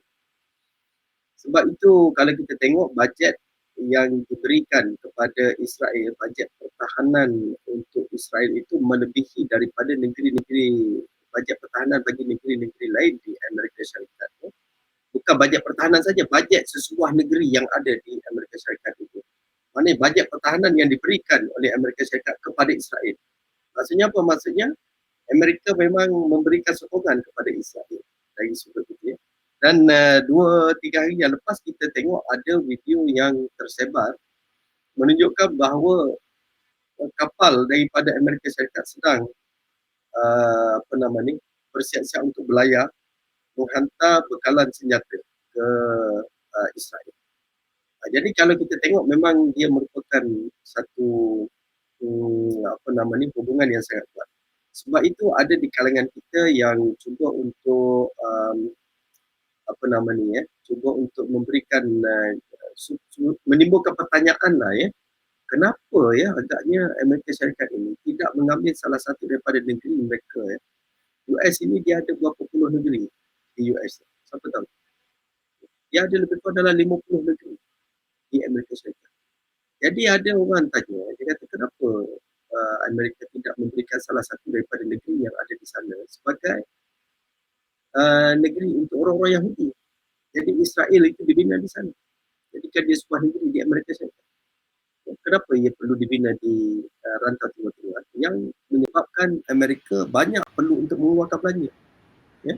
Ini satu perkara yang persoalan-persoalan yang ditimbulkan dan kita dapati bahawa kewujudan Israel itu adalah tidak lain tidak bukan hanyalah sebagai buffer state yang ada di Timur Tengah itu untuk membolehkan Amerika Syarikat menguasai keseluruhan, nak kata keseluruhan begitulah ya, dapat menguasai Timur Tengah itu yang kalau kita tengok dalam era revolusi industri, revolusi yang berlaku pada era kita kata abad ke-17, abad ke-18, dia memerlukan bahan bakar minyak.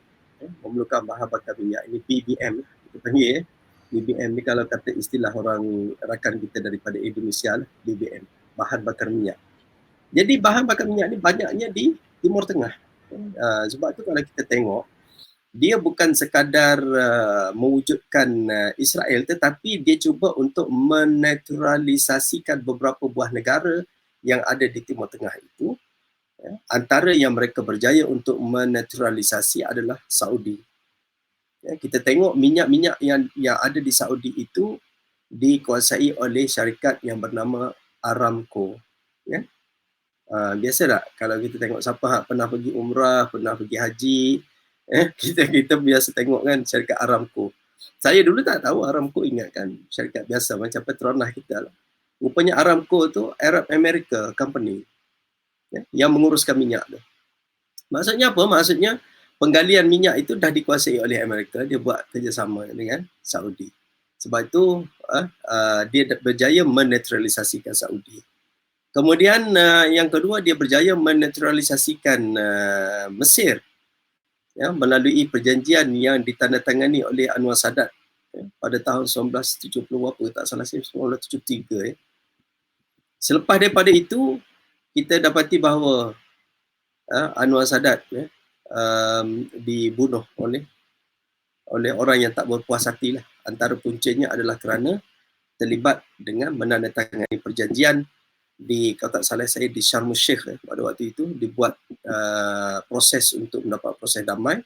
Jadi mereka menandatangani perjanjian itu yang menyebabkan mereka dinetralisasikan, tidak lagi menentang Israel secara berdepan. Jadi itu yang berlaku. Dan kalau kita tengok apa kesudahan daripada sokongan Amerika Syarikat kepada Israel ini. Hari ini kita dapati bahawa mereka, pemimpin mereka lah pemimpin mereka, presiden mereka Presiden Amerika Syarikat memberikan komitmen yang tidak berbelah bahagi.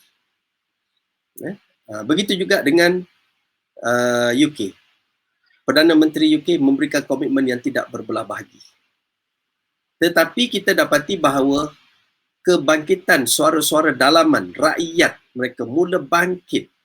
Di London saja kita tengok dalam 2 minggu terakhir ini mereka melakukan unjuk rasa ataupun demonstrasi besar-besaran. Berapa orang keluar dekat Trafalgar Square? 100,000 orang keluar. Bayangkan di Britain itu yang menjadi pendukung kuat kewujudan negara Israel dulu, Ya, sekarang ini kuasa besar bertukar ke Amerika, ya, tetapi UK bergabung dengan Amerika dalam satu suara.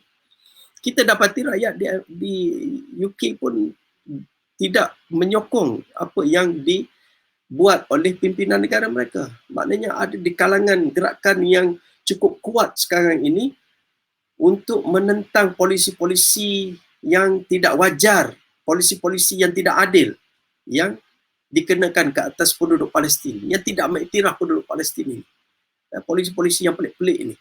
Begitu juga di Amerika Syarikat kita dapati, ya, terdapat di kalangan rakyat-rakyat Amerika Syarikat yang sekarang ini bangkit untuk menunjukkan bahawa mereka tidak berpuas hati dengan apa yang berlaku di Gaza dan di Palestin ini.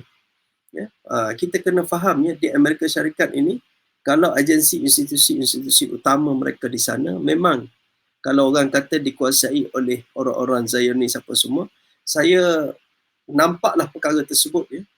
Dulu ketika saya dibawa ke beberapa institusi-institusi agama yang ada di Amerika Syarikat pada tahun 2010, ada satu sinagog yang kami singgah tu. Dia buat satu tabung dan dia tulis dekat situ, for our army, ya, yang Jew punya army ni di Israel. Maknanya dia wujudkan satu tabung untuk orang bagi sumbangan membantu tentera-tentera Israel itu, yang mana sebahagian daripada mereka mempunyai dual citizenship, datang daripada Amerika Syarikat, mempunyai kerakyatan Amerika Syarikat dan mempunyai kerakyatan Israel, yang pergi berjuang di Israel. Jadi dia wujudkan tabung untuk membantu mereka di sana. Tapi kalau orang Islam buat tabung tersebut di masjid-masjid untuk membantu Hamas dan sebagainya, mereka kata ini menyokong teroris. Ini satu ketidakadilan yang berlaku dalam dunia yang ada pada hari ini. Secara sedar ataupun tidak sedar, itulah, ya, kita katakan sebagai the dual standard yang ada dalam dunia pada hari ini. Dan kita merasakan bahawa kebangkitan rakyat yang berlaku sekarang ini di negara-negara Eropah secara khususnya, itu akan memberikan impak yang besar, ya. Jangan kita terpengaruh dengan beberapa kelompok-kelompok yang cuba untuk menidakkan sambutan ataupun kesedaran terhadap Palestin ini, yang cuba mengalihkan isu ke tempat-tempat yang kepada perkara yang lain. Itu yang saya bimbang. Apa yang berlaku itu adalah kesan daripada gerakan Zionis ini yang cuba untuk menetralisasikan beberapa buah negara, termasuklah negara kita ini. Mereka cuba untuk penetrate beberapa agensi-agensi tertentu, institusi-institusi tertentu ataupun kelompok-kelompok tertentu yang berani bersuara dan sebagainya untuk menyuarakan pandangan-pandangan mereka. Jadi kita jangan jadi sebahagian daripada itu. Kita kena terus memberikan sokongan padu kepada perjuangan rakyat Palestin ini untuk membebaskan tanah air mereka yang telah dirampas sejak sekian lama. Terima kasih Prof di atas jawapan tadi. Sebelum saya teruskan ke soalan di ruang komen, saya rasa saya nak lontarkan satu soalan rentetan daripada apa yang Prof Ruslan sebut tadi tentang kesedaran. Dia cakap tentang kesedaran bila berlaku konflik peperangan yang kita boleh kata kerap berlaku. Dan kali ini wave-nya agak, kita boleh kata agak dahsyat, agak teruk. Sebab Israel memang menyerang semakin menggila. Dia serang civilian, bukan sahaja Brigade Al-Qassam punya tentera dan sebagainya. Nampak makin teruk. Dan saya tengok ataupun kalau kita pun mengikuti perkembangan, peperangan ini berlaku ialah rentetan daripada satu operasi yang disebut sebagai Ops Taufan Al-Aqsa, yang sebahagian pihak yang mungkin saya tak tahu kita nak labelkan apa pandangan ini, yang mungkin melihat seperti mana yang Prof Ruslan sebut tadi, ada yang melihat contohnya menyalahkan Hamas ini sebagai gerakan teroris dan sebagainya. Yang mana mereka ini menyalahkan Hamas adalah punca yang menarik picu peperangan terlebih dahulu. Dan jadi mungkin nak minta respon Dr. Irfan, Ops Taufan Al-Aqsa ni apa dia yang telah menjadi kita kata apa starting point kepada konflik yang sudah makan masa hampir genap sebulan ni. Baik, sebenarnya kita kena faham bahawa Ops Taufan Al-Aqsa ni itu bukannya bukannya pemula, bukannya starting point terhadap sengketa dan juga genocide yang berlaku di rantau Asia Barat sekarang ni. Mak kata bukan itu peristiwa yang memulakan sengketa sekarang. Tapi tujuan kita mengadakan webinar ini ialah supaya generasi muda kita faham. Kita tadi dah sebut kisah sebuah negara yang dahulunya berdaulat, merdeka. Dan negara itu namanya Palestin. Penduduk asalnya adalah bangsa Kanaan yang mana daripada keturunan mereka itu lahirnya bangsa-bangsa Arab ni. Dahulunya mereka ni negara yang begitu maju, aman damai, yang dikunjungi dan bersifat terbuka untuk dikunjungi oleh ramai pihak.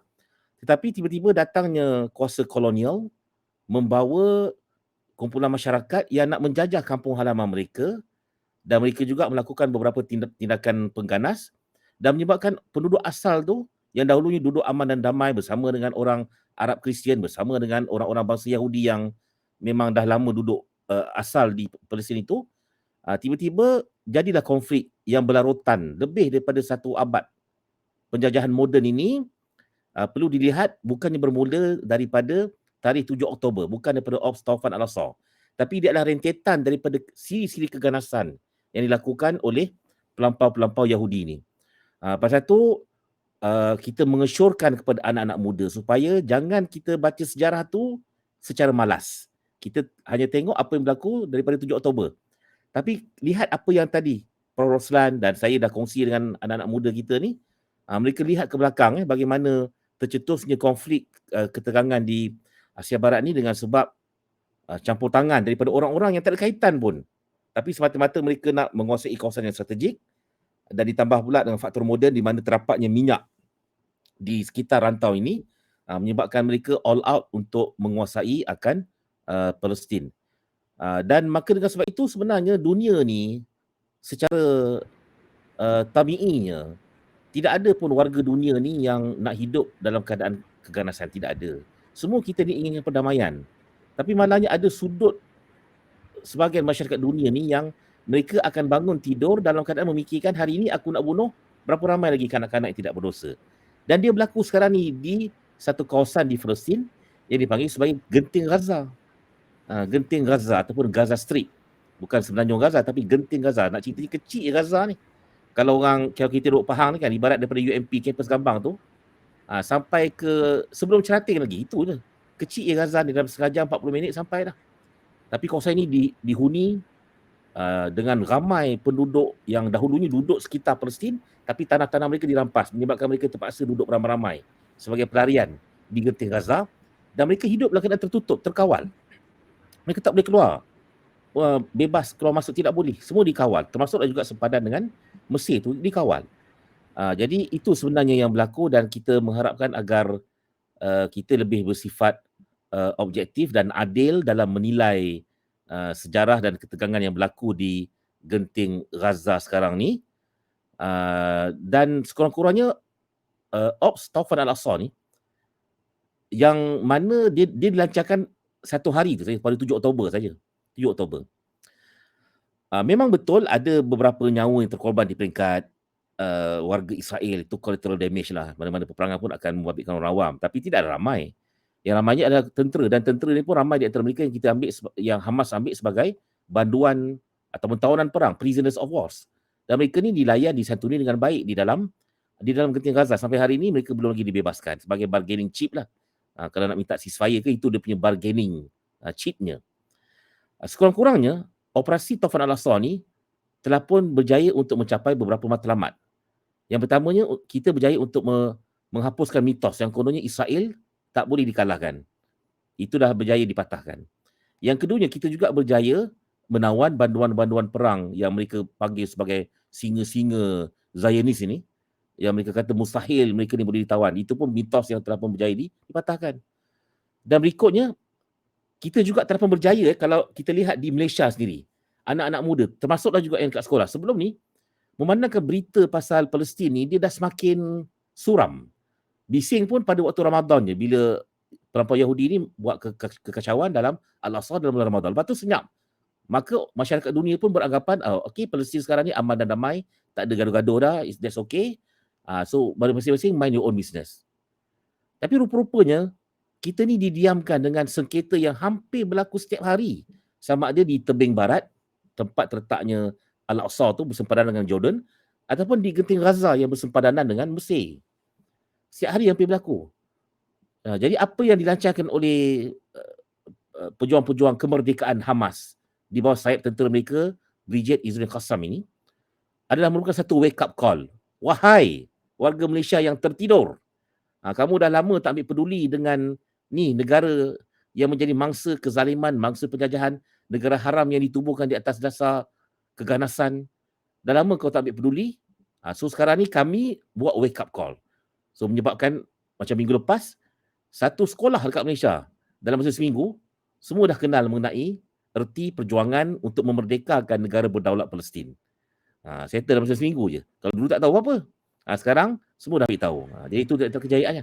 Dan begitu juga seperti mana yang Dr. Prof. Roslan beritahu, kita berjaya untuk mengelakkan banyak lagi negara-negara Arab daripada melakukan perjanjian damai dengan Israel. Ini khasnya abang long negara Arab ni, iaitu Arab Saudi. Arab Saudi pun Raja Khadimul Haramain, Raja Arab Saudi pun dah buat statement, mereka telah pun membatalkan. Walaupun pada permulaannya dah hampir dah nak memuktamadkan.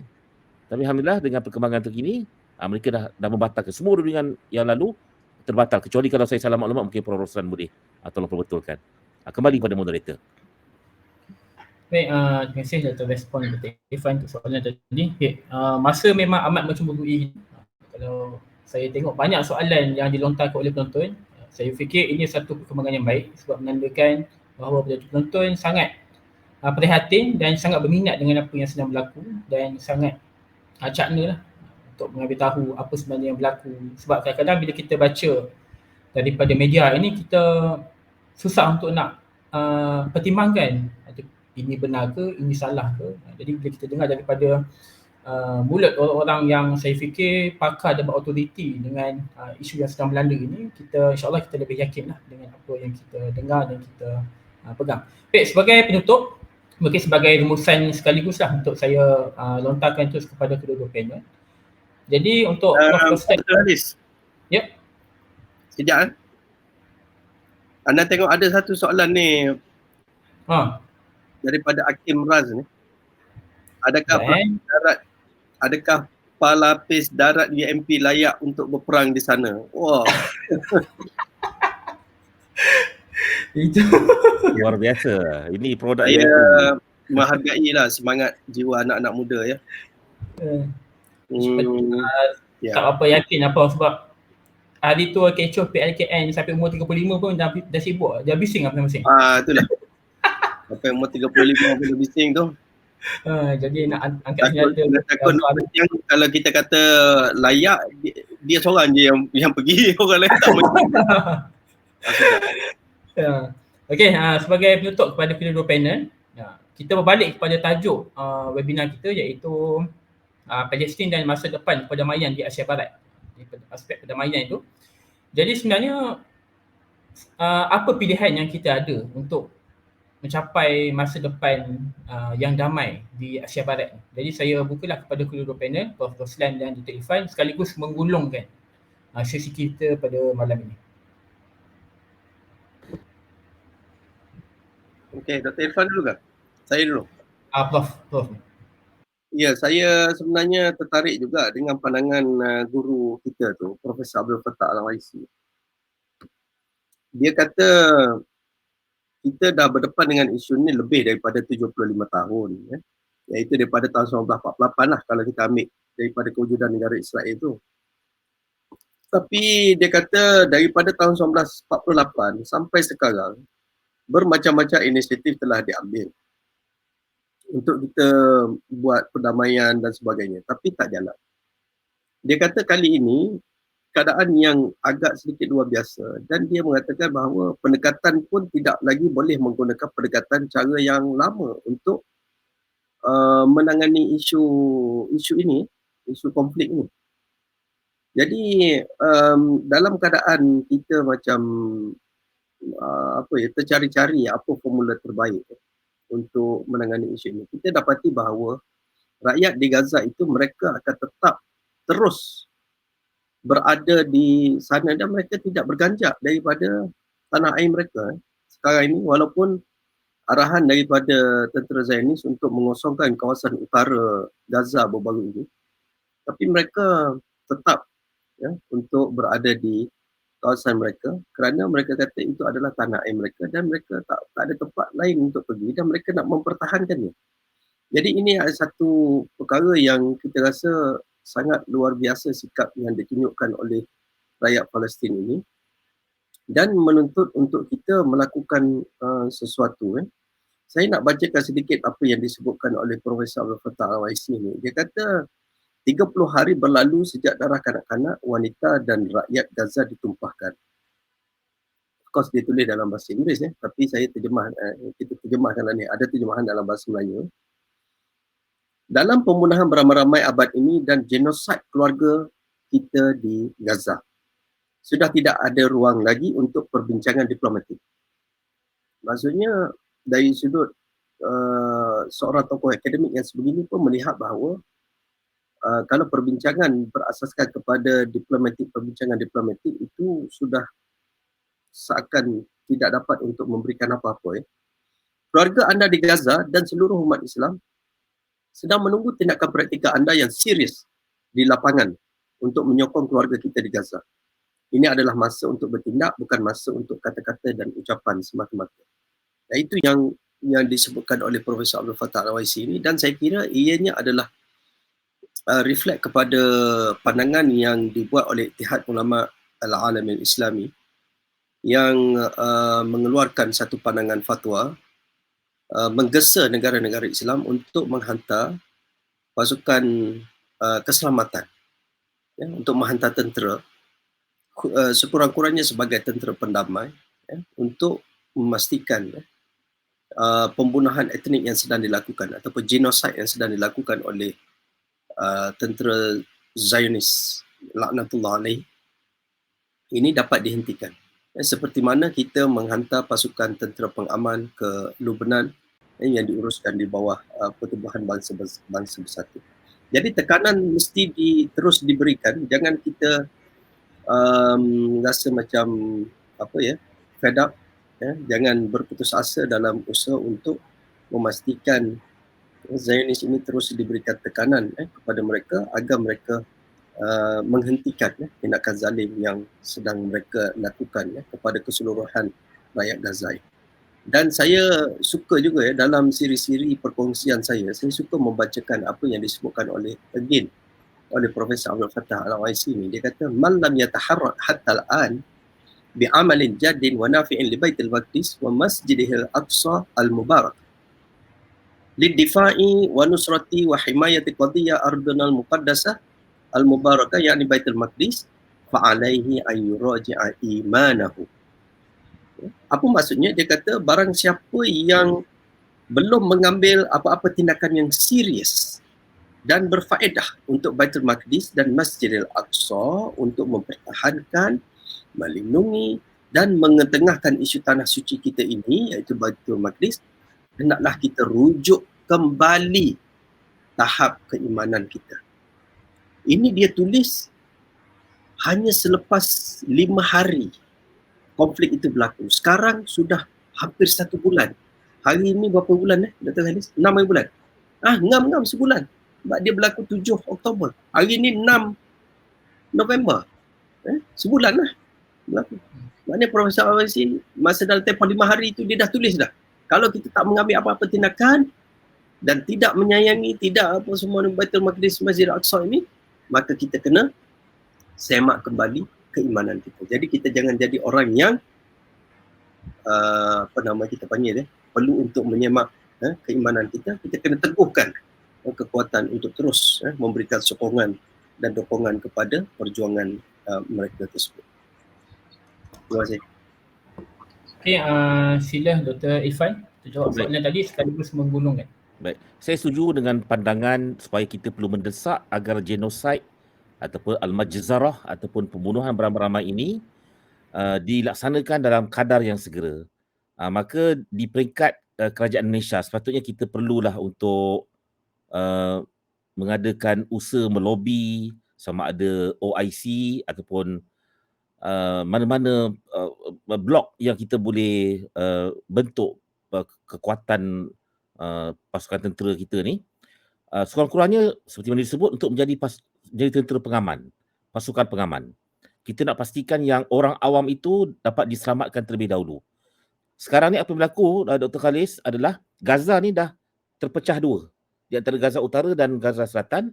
Semalam IDF mendakwa bahawa mereka dah menguasai belah utara tu, dah pecah dua, dan mereka juga dah berjaya sekali lagi buat kesekian kalinya memutuskan semua talian telefon dan internet. Jadi sukar nak berhubung sana sekarang. Jadi dengan sebab itu, kalau benda ni dibiarkan, kalau kita berdiam diri, anda kena ingat kepada semua yang hadir dalam webinar kita ni, pastikan yang kita ni ada sumbangan. Kerana sekarang ni kita sedang melakar sejarah. Sejarah ni sedang ditulis. So, pastikan kita ni menjadi salah satu daripada anasir yang menggerakkan kejayaan untuk memenangkan kemanusiaan dan mengalahkan orang-orang yang tanpa rasa bersalah membunuh kanak-kanak, wanita, warga emas yang tidak berdosa ini. Dan kita mendoakan agar satu hari nanti, mereka-mereka yang dahulunya dinafikan hak untuk kembali ke kampung halaman, agar dapat pulang kembali ke kampung halaman mereka, walaupun datuk mereka, generasi pertama dulu, menyelamatkan diri dengan memegang kunci, tahun 48, pegang kunci. Kunci tu ada lagi. Mudah-mudahan mereka dapat kembali. Dan di peringkat kita pula, small scale kan, kita kena ingat bahawa sebenarnya penjajahan tanah, the occupation of land, dia tidak akan berlaku sehinggalah dimulakan dengan penjajahan minda terlebih dahulu, occupation of mind. Itulah yang dibuat oleh penjajah British apabila nak memecah belahkan kerajaan Osmaniyah dengan orang Arab sehingga berlakunya revolusi Arab, jatuhnya Osmaniyah di Palestin. Ini bidang kepakaran Dr. Khalis. Bagaimana mereka terlebih dahulu menjajah minda, mereka menghantar Orientalis, Lawrence of Arabia. Mereka nak kata ni, orang Arab, kamu ni tak sedar ke kamu sedang dijajah oleh Turki. Benda yang sama mereka cuba buat sekarang ni melalui permainan dan naratif media yang mereka cuba memaksa orang masyarakat dunia ni untuk berfikir seperti mana mereka berfikir. Cuma mereka tersilap timing. Teknologi yang mereka sendiri bangunkan akhirnya menjadi senjata kepada diri mereka sendiri. Bahkan ada alternatif lain. Kalau sekarang ni mungkin Facebook dia block walaupun kita pakai platform mereka ni. Tapi tengok TikTok dengan dunia yang tersendiri dalam TikTok ni menjadi platform alternatif kepada orang-orang yang dahulu disekat untuk counter balik penjajahan minda ni. Mereka boleh bercakap balik. Dan kita pun anak-anak muda yang mungkin anda berada di dunia metafizik, dunia meta ni, dunia universe yang tersendiri di alam cyber ni, mainkan peranan anda. Dahulu mereka serang minda kita. Sekarang ni kita ni yang perlu lawan balik dan kita serang minda mereka. Pasal mereka tak dapat. Mereka tak percaya berita-berita yang kanak-kanak Palestin ni dibunuh. Berita tu tak sampai kepada mereka. Semua ditapis. Peranan kita lah untuk menyampaikan dan bagi tahu kepada orang-orang awam, termasuklah berbangsa Yahudi, bahawa sebenarnya pemimpin Zionis kamu adalah pemimpin yang tidak berperi kemanusiaan dan tak layak untuk memimpin kamu, wahai bangsa-bangsa Yahudi. Kita tidak bermusuh dengan kamu, tapi kita bermusuh dengan orang-orang yang apartheid dan orang-orang yang melaksanakan dasar racism dalam pemerintahan mereka. Okey, kembali pada Dr. Haris. Terima kasih Dr. Haris, boleh saya tambah sikit lah. Boleh. Langkah-langkah praktikal lah ya. Sebab saya tengok ada di kalangan anak-anak muda yang begitu semangat pada malam ini. Untuk langkah praktikal ini, saya ingat yang pertamanya, kita pastikan apa-apa syarikat yang memberikan sokongan yang direct kepada Israel dari sudut bekalan makanan dan sebagainya, kita cuba kuatkan iman kita lah untuk kita elakkan dulu buat sementara waktu bagi memastikan kesan dari sudut kuasa soft power yang kita ada. Kita ada soft power sebenarnya, semua orang ada soft power. Kita ada kita panggil consumer power, kekuatan pengguna. Kita sebagai pengguna, kita ada pilihan, kita nak beli barang tu ataupun tak, kan? kita ada pilihan. Macam contoh kita nak minum air coklat lah kan. Sekarang ni banyak brand air coklat yang ada di pasaran. Ya, ada yang diusahakan oleh produk Bumi Putra, produk Muslim dan sebagainya.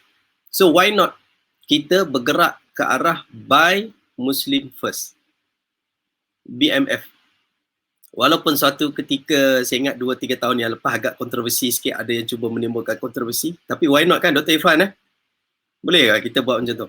Boleh, why not? Buy Muslim first, Buy Malaysian first. Boleh juga. last, buy UK last, buy America last, ya, ataupun never buy from yang tu. Saya tak nak lah sebutkan apa-apa ya, tapi semua saya rasa faham lah. Kita boleh dapatkan senarai-senarai tersebut, ya, dan ada website-website yang bagus, yang reliable untuk menunjukkan bahawa ada kelompok-kelompok mereka itu yang boleh orang kata apa, yang memberikan sokongan langsung kepada Israel, membuat binaan-binaan perumahan di Israel untuk rampas tanah rakyat Palestin. Dia bina penempatan Israel, masuk kawasan Israel, ya, di sana. Jadi kita ada soft power, why not kita gunakan soft power tersebut? Masing-masing kan ada duit PTPTN, ada duit beasiswa, ya. Cuba gunakan duit PTPTN, duit beasiswa tu untuk cari inilah, ya, makanan-makanan, produk-produk orang kita ataupun produk-produk Muslim. Buy Muslim first. Ingat. Terima kasih. Okay, terima kasih Prof di atas tambahan tadi. Okay, jadi masa mencemburui, kita dah sampai ke penghujung. Soalan banyak lagi yang ditanya yang saya tak sempat nak bacakan dan paparkan di skrin sebab masa kita sangat terhad. Dan ada yang mencadang juga untuk kita buat 2.0, siri yang kedua. Jadi itu mungkin tanya balik kepada sekejap Halis ya. Ada sahabat yang tanya apa pandangan tentang boikot ya. Sebenarnya boikot ni dia bukan dilakukan oleh orang Muslim saja ya di dunia pada hari ini. Dia ada satu gerakan yang dikenali dengan nama Boycott, Divestment and Sanction, BDS. BDS ni digerakkan di Amerika dan berjaya memberikan impak yang besar kerana Kongres pun membincangkan berkaitan dengan BDS. Jadi ada impaknya lah daripada Amerika ke UK, ke Australia, ke New Zealand, semua negara-negara yang tidak berteraskan kepada, kita panggil bukan sentimen agama tapi adalah sentimen kemanusiaan yang ditunjukkan. Jadi itu yang saya rasa kita boleh untuk menunjukkan kebersamaan kita dalam soal ini, iaitu ianya adalah soal kemanusiaan dan kita melihat anak-anak kecil yang dibantai di sana. Sangat hebat, sangat dahsyat. Ya? Itu yang kita rasakan bahawa cubalah kita tengok kalau kita alternatif Amerika tu last lah, kita kata macam tu ya. Buy America last. Itu yang kita kena tanamkan dalam fikiran kita. Mungkin boleh catat sikit, letak dekat dinding dekat bilik kita ke apa semua, kat depan cermin ke. Kan, pagi kita tengok buy America last. Kan? So produk-produk yang saya rasa kita tak apa kot kalau kita setahun tak makan produk-produk mereka kan. Betul tak? Ataupun kita start daripada sekarang kita cari alternatif. Burger pun banyak, burger yang ni kan, burger lain yang sedap-sedap. Kalau burger homemade sedap. Burger homemade lebih sihat mana burger McD. Jangan sebut apa nama ni, dia punya brand ni tu. Okay, terima kasih kepada kedua-dua panel. Alhamdulillah banyak kita dah bincangkan pada malam ni. Kita bincang sejarah, kita bincang hubungan antara agama, bagaimana Jerusalem dan juga atau Baitul Maqdis itu menjadi kota suci dan juga tumpuan bagi tiga. At least ada satu lagi, dia kata dia boycott Maggi tapi makan Mami. Saya rasa kalau nak boycott Maggi, jangan makan Mami. Carilah yang brand yang macam Saji ke, Adabi ke. banyak alternatif. Tapi kalau cakap dia untuk kesihatan tu baik boycott semua Prof. Tapi kadang-kadang dia tak boleh nak boycott tu. Bukan tak boleh tak boleh nak stop instant noodle ni. Sama pula bila hujung sem tak boleh nak boycott Mohon maaf atas celoteh malam-malam. Tapi kita pun dah cakap awal tadi, kita lebih pada sembang-sembang ala-ala talk show je. So kita buat santai-santai lah. Okay. Banyak kita dah cover malam ni sejarah hubungan antara agama, lepas tu disebut politik, termasuk juga sikit sebanyak tadi ada sebut tentang international relation, macam mana hubungan antara serta-serta negara Arab dengan Israel. Jadi sebenarnya perbincangan kita ni tidak terhenti di sini lah. Bukanlah bermaksud kita akan buat 2.0, 3.0, tidak. Tapi perbincangan kita pada hari ini adalah untuk kita menyebarkan kefahaman dan juga kesedaran. Jadi saya fikir sebenarnya apa yang lebih penting adalah action plan ataupun tindakan selepas daripada ini, apa yang kita perlu buat. Mungkin saya boleh rumuskan daripada apa yang disebutkan oleh kedua panel ni adalah pertamanya kita kena sebarkan kesedaran sebagaimana yang disebutkan oleh panel-panel tadi. Dunia barat sebenarnya masyarakat mereka mungkin ada yang mereka bukanlah cintakan keganasan, tapi kerana mereka dapat maklumat yang salah. Jadi tanggungjawab kita adalah dalam keadaan yang kita sekarang ni saling interconnected, kita saling berhubung, jadi kita boleh sebarkan kesedaran dengan kita mungkin kongsikan maklumat-maklumat yang kita yakin sahih dan sebarkanlah benda yang sepatutnya. Yang kedua ialah kita boleh teruskan menyumbang. Pada saya, sebab kita tidak boleh semata-mata hanya menyebarkan kesedaran, tapi sumbangan itu juga perlu sebab bila kita rawatan, makanan itu adalah bentuk yang material dan juga fizikal kan. Jadi itu semua perlukan sumbangan sifat material juga. Yang ketiga adalah yang penting adalah saya fikir kekuatan paling ampuh yang ada pada kita sebagai Islam ni adalah doa. Jadi jangan lupa untuk berdoa setiap hari untuk keamanan dan juga kesejahteraan mereka yang berada di Palestin, khususnya di Gaza. Jadi terima kasih saya ucapkan kepada pihak penganjur iaitu Pusat Sains Kemanusiaan dan atas kepercayaan untuk memberikan saya amanah bagi mengendalikan sesi pada malam ni. Saya minta maaf jika ada salah dan silap, soalan yang saya tidak dapat nak raikan pada malam ni. Terima kasih juga kepada kedua-dua panel yang telah berkongsikan banyak maklumat dan juga insight mereka. Semoga apa yang kita peroleh pada malam ni kita boleh sama-sama jadikan sebagai bekalan dan juga kesedaran untuk kita sebarkan dan kita fahamkan juga orang di sekeliling. Jadi saya akhiri sesi kita pada malam ini dengan ucapan Assalamualaikum warahmatullahi wabarakatuh dan sekali lagi terima kasih kepada semua yang hadir dan panel-panel kita. Assalamualaikum.